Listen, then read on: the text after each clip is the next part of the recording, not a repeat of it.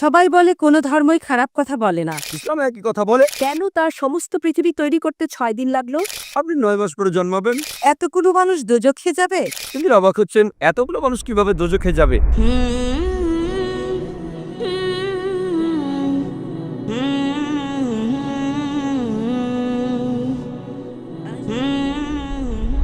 সবাই বলে কোনো ধর্মই খারাপ কথা বলে না, কিন্তু মুসলিমরা কেন অন্য ধর্মের লোকদের ইসলাম গ্রহণ করতে বলে?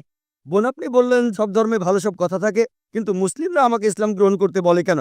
অন্য যেসব ধর্ম আছে সেগুলো যা বলে তার বেশিরভাগ কথাই ভালো, তবে ইসলাম ভালো কথা বলার পাশাপাশি আপনাকে দেখাবে কিভাবে সেটা অর্জন করতে হয়। আমি উদাহরণ দিয়েছি, সব ধর্মই বলে চুরি করো না, ইসলাম একই কথা বলে, তবে ইসলাম দেখিয়ে দেয় কিভাবে সেই অবস্থানে যাবেন যেখানে কেউ চুরি করে না। জাকাত দেন, সাহায্য করেন, এরপর কেউ চুরি করলে তার হাত কেটে ফেলেন, তাহলে চুরি করা বন্ধ হয়ে যাবে, কোনো অপরাধ থাকবে না। এজন্যই আমি বলেছিলাম যে ইসলাম ভালো কথা বলার পাশাপাশি আপনাকে দেখিয়ে দেবে কিভাবে সেটা অর্জন করতে হয়। যদি সর্বশক্তিমান আল্লাহ যে কোনো কিছুই তৈরি করতে পারেন, কেন তার সমস্ত পৃথিবী তৈরি করতে 6 দিন লাগলো?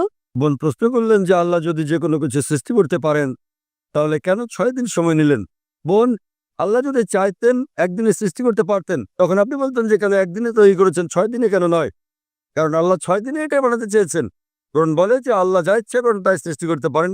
অনেক আয়াতে আছে, আল্লাহ বলেন কোরআনে সূরা আলে ইমরান অধ্যায় 3 আয়াত নম্বর 59, إن مثل عيسى عند الله كمثل آدم خلق من تراب ثم قال له كن فيكون। আল্লাহ আদম আলাইহিস সালামকে সৃষ্টি করেছেন যেমন তিনি যীশু খ্রিস্টকে সৃষ্টি করেছেন ধুলো থেকে, তিনি বলেন হও আর তা হয়ে যায়। আল্লাহ যখন কিছু সৃষ্টি করতে চান তিনি বলেন হওয়ার হয়ে যায়, তিনি ইচ্ছে করলেই এটা হয়ে যায়। আল্লাহ যদি ইচ্ছে করেন আপনি 9 মাস পরে জন্মাবেন, তাহলে আপনি 9 মাস পরে জন্ম নেবেন। আল্লাহ যদি চান 1 সেকেন্ডে, তাহলে মাত্র 1 সেকেন্ডেই। তো আল্লাহ চাইলেন যে তিনি কোনো কিছু 6 দিনে সৃষ্টি করবেন, তাই তিনি করলেন। পৃথিবীতে অনেক মানুষ ভুল কাজ করছে, আমার ভাবতে খুব অবাক লাগে, এতগুলো মানুষ দোজখে যাবে? তিনি অবাক হচ্ছেন, এতগুলো মানুষ কিভাবে দোজখে যাবে। আমাদের এই জীবনটা হলো পরীক্ষা। আপনারা যদি ভালো করে দেখেন যে নিচু গ্রেডের পরীক্ষাগুলোতে বেশিরভাগ ছাত্র পাশ করে, তবে উপরের লেভেলে গেলে সেখানে পাশ করাটা কঠিন। উদাহরণস্বরূপ কোনো কঠিন পরীক্ষায় বসেছেন, যেমন মেডিকেল কলেজে ভর্তি হতে গেলে আপনাকে পড়তে হবে, খাটাখাটনি করতে হবে, পড়াশোনা করতে হবে। একইভাবে বেহেশতে যেতে গেলে এটা সহজ কাজ না, এটা মেডিকেলে ভর্তির চেয়েও অনেক কঠিন কাজ। তাই এটা আসলে পরকালের জন্য পরীক্ষা। যারা আল্লাহর নির্দেশগুলো মেনে চলবেন তারা ইনশাআল্লাহ বেহেশতে যেতে পারবেন। আশা করি বোন উত্তরটা পেয়েছে।